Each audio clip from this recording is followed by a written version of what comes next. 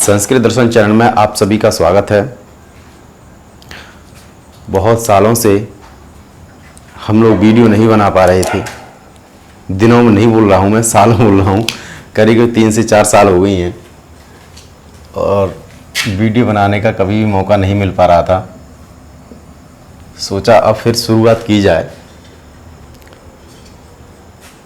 थोड़े थोड़े समय निकाल करके वीडियो बनाना शुरू करेंगे। दिन में तो समय नहीं मिलता है, लेकिन रात में शूट करेंगे वीडियो को और हफ्ते में 2-1 वीडियो देने का प्रयास करेंगे। दशरूपकम शुरू कर रहे हैं आज से हम, क्योंकि ये लगभग पीजीटी और नेट और जेआरएफ प्रोफेसर की जो भर्ती होती है, प्रवक्ताओं की भर्ती होती है, सब में लगभग ये देखा जाता है। तो दशरूपकों में कुछ हमने वीडियो में के माध्यम से जान लिया था। वस्तु, नेता और रस, ये 3 कथा वस्तु के भेदक तत्व माने गए थे। वस्तु का मतलब होता है कथा वस्तु, रस सब जानते ही हैं। तो सबसे पहले हमने कथा वस्तु के बारे में कुछ बातें जानी थी। उसमें पताका, प्रकृति, 2 चीजें चली थी। सानमंद पताका, प्रकृति प्रदेश भाग, ऐसे करके इसमें बोला गया था। यानी कि जो अनुबंध युक्त होती है, जो बहुत लंबे समय तक चलती है, दूर तक जाती है, वो पताका कहलाती है।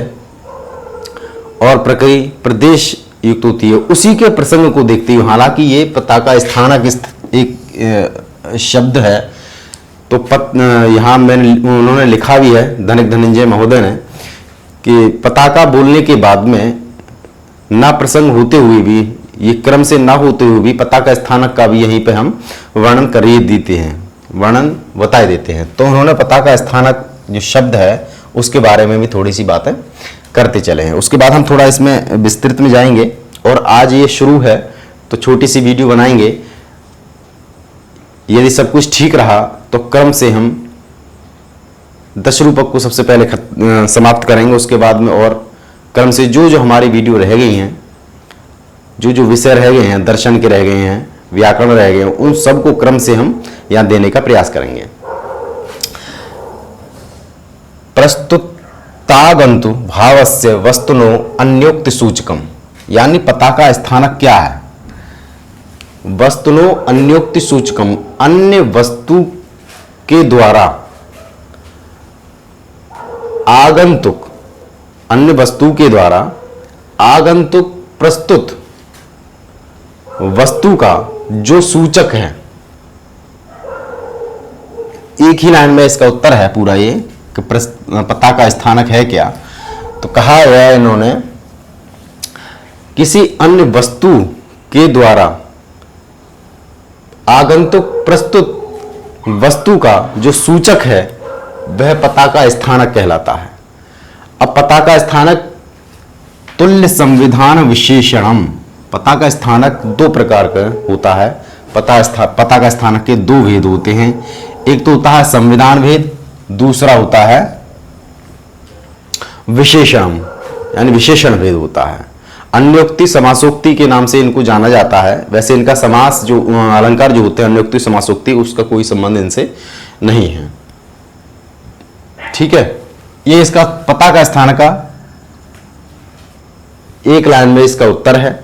ज्यादा इसमें डिटेल में नहीं है कोई भी व्यवस्था। कभी कभी पूछ लेते हैं कि प्रस्तुत आगंतुक भावस्य वस्तुनो अन्योक्ति सूचकम किम, यानी कि ये क्या है। तो बहुत सारी चीजें दे देंगे उसमें, तो आपको याद रखना है ये पताका स्थानक है। ठीक है, अब इतिवृत्ति का थोड़ा सा जान लेते हैं। इसमें हमने थोड़ा सा पीछे पढ़ा है, इसलिए मैंने यहाँ पर दोबारा से दिमाग में रिवाइज हो जाए एक बार। आज केवल इतना ही बताना था पताका स्थानक के बारे में। पताका प्रकृति वगैरह हमने थोड़ी बता दिए हैं। इतिवृत्त का मतलब होता है, या तो इनको हम वस्तु कह सकते हैं, कथा वस्तु भी कह सकते हैं। ठीक है, इन दोनों में से इसका कुछ भी नाम हम ले सकते हैं।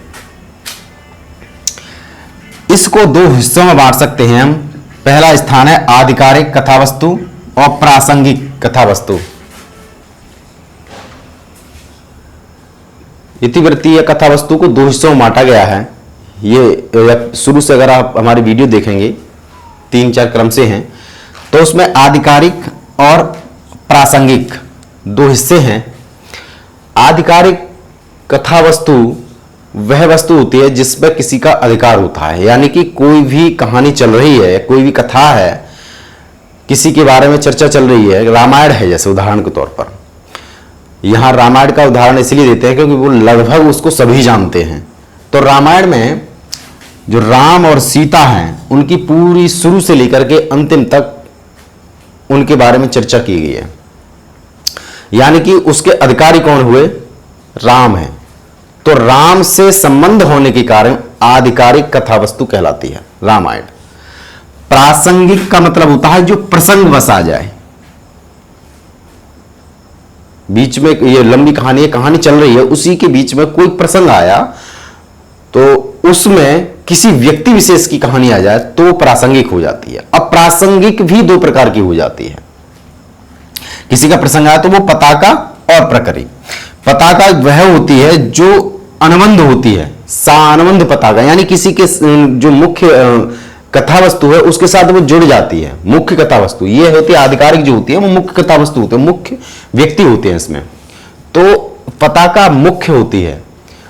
और प्रदेश भाग का मतलब होता है जो स्थानीय हो, ये लंबे समय तक मुख्य कथा वस्तु के साथ में चलती है, उसको पताका कहते हैं। जो किसी विशेष स्थान से संबंध रखने के बाद कथा वस्तु, मुख्य कथा वस्तु तो ये भी संबंध रखती है प्रकरी, लेकिन इनमें और इनमें यह अंतर है कि कथा वस्तु के साथ, मुख्य कथा वस्तु के साथ पताका बहुत दूर तक जाती है। इसका उदाहरण है भगवान राम की जब कथा चलती है उसमें अंतिम तक, तो लास्ट में प्रसंगवश सुग्रीव, यानी कि उनका भी अपना कुछ ना कुछ प्रसंग होता है, उससे लेकर के दोनों में मित्रता हो जाती है। वो जो कथा वस्तु है, प्रासंगिक कथा वस्तु, अंतिम तक देखी जाती है मुख्य कथा वस्तु के साथ। लेकिन प्रकरी जो है, इसमें दो उदाहरण बड़े आराम से मिल सकते हैं। प्रकरी भी प्रासंगिक है, सबरी सदियों से इंतजार करती है कि भगवान राम आएंगे, मैं उनके दर्शन करूंगी। तो वो जो है प्रकरी कथा वस्तु है वो स्थानीय है, केवल उतनी ही स्थान विशेष में है। जंगल की व्यवस्था है ये पूरी। जैसे ही भगवान राम उनके पास पहुंचते हैं, उनके दर्शन होते हैं और दर्शन होने के बाद फिर वो आगे चले जाते हैं। उसके बाद उस जो सबरी की कथा है वो वहीं वह स्थानीय है होने के कारण वहीं समाप्त हो जाती है। मुख्य कथा वस्तु से इसका संबंध होता है लेकिन वो स्थानीय है और वहीं वो समाप्त हो जाती है, लंबे समय तक नहीं चलती। ऐसे जटायु है, जटायु की भी जो कथा है वो भी प्रकरी के अंतर्गत आती है, वो भी लंबे समय तक नहीं चलती, स्थानीय है और वो वहीं खत्म हो जाती है। फिर इनकी सबकी कथाओं के ये 3 प्रकार की कथा हो गई, नंबर 1, नंबर 2 और नंबर 3। हालांकि ये प्रासंगिक कथाओं के अंतर्गत है, लेकिन कभी कभी पूछ लेता है कि इतिवृत्तीय कथा वस्तु के कितने भाग हैं।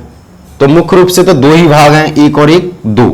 लेकिन प्रासंगिक में 2 भाग होने के कारण इनकी वस्तुओं, कथा वस्तुओं के 3 भाग भी मान लिए जाते हैं।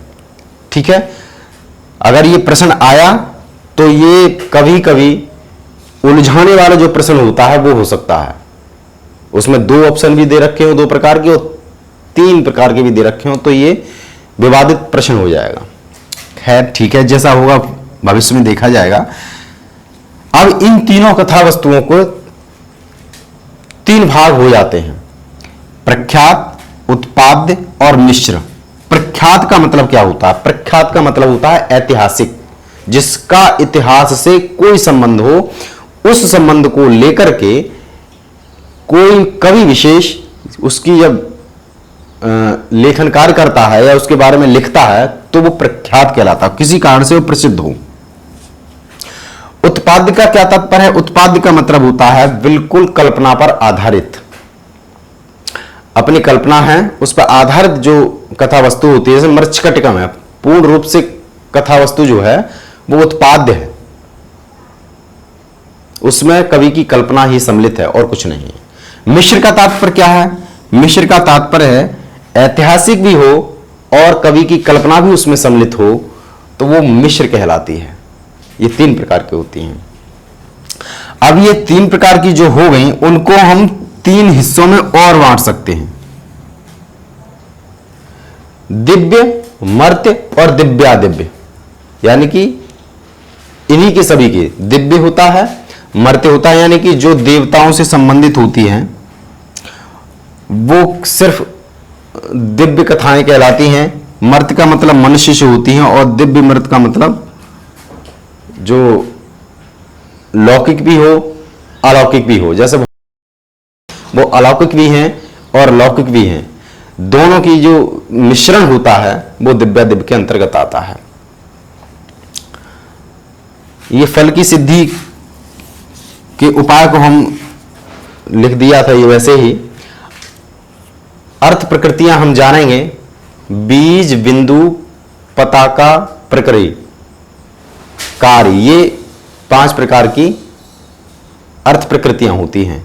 उनके बारे में बीज, बिंदु, पताका, प्रकृति, पताका और प्रकृति के बारे में तो हम जान चुके हैं, क्योंकि इसमें थोड़ा सा क्रम बिगाड़ दिया है, लेकिन हम अर्थ प्रकृतियों को एक अलग से जानने का प्रयास करेंगे।